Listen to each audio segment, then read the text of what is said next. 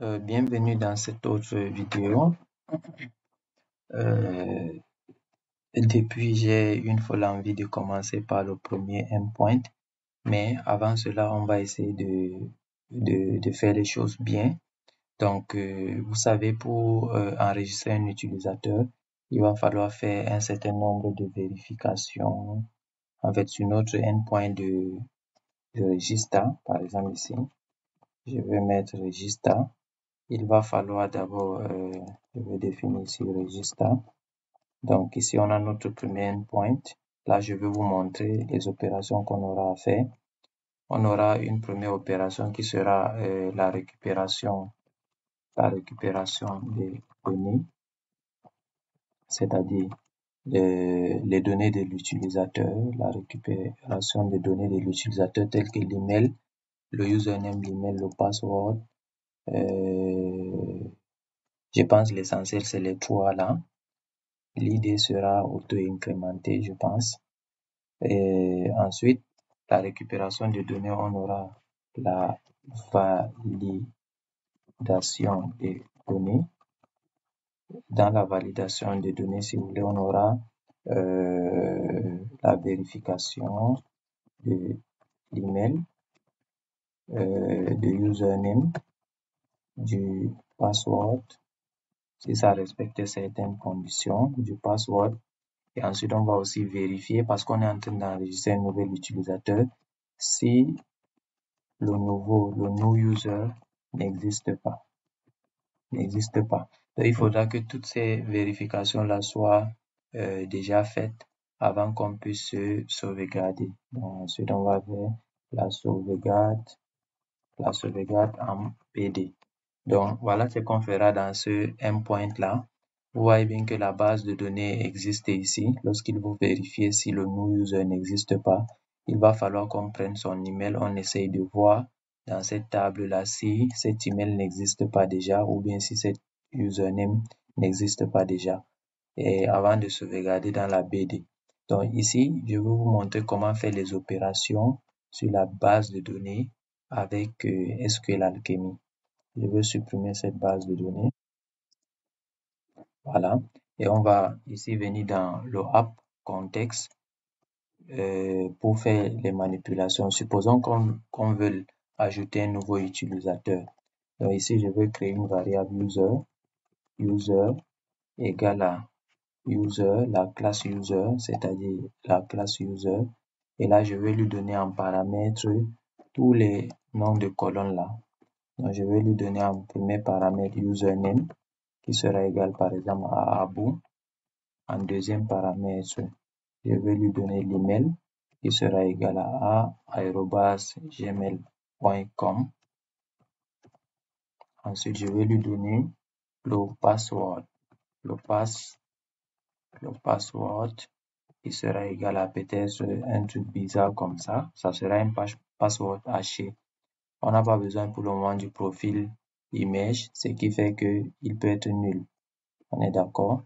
Les to-do, c'est le backref de la table to-do pour récupérer tous les to-do de cet utilisateur-là. Donc voilà comment on initialise un nouveau utilisateur. Par la suite, vous appelez db.session.add et là, vous ajoutez ce user-là. Ce n'est pas tout. Vous devez faire db.session.commit pour valider cela. Et si on le fait, la base de données normalement doit être créée. Ok, je veux arrêter le serveur ici. Je vais faire un CLS. Je vais redémarrer le serveur. Pourquoi on a if name main a un problème? Voyons voir. Ok, je vais faire pass ici puisque je n'ai rien mis. Et si tout se passe bien, je reviens démarrer le serveur. Et là, tout se passe bien. Normalement, la BD doit être créée ici. Voilà, la BD doit être créée ici. Et dans cette BD, on doit avoir un premier user qui doit avoir ce nom-là. J'ai préféré le faire dans le app context, c'est-à-dire lorsque l'application est démarrée, il va me faire la création de ce user qu'il va ajouter, il va committer. Donc, je vais faire fichier, ouvrir, je vais ouvrir le récent, DB App Manager. Je vais venir sur les users et là, j'ai 2 fois. Bon, c'est pas grave. J'ai 2 fois le user. Donc, vous voyez comment on enregistre un élément dans la base de données. On peut également faire pareil pour un to-do. Donc, pour le moment, c'est vide. Là, c'est juste pour ne pas vous égarer par rapport à Flash SQL Alchemy. Donc, on va faire un to-do, un nouveau to-do. On va appeler la classe to-do.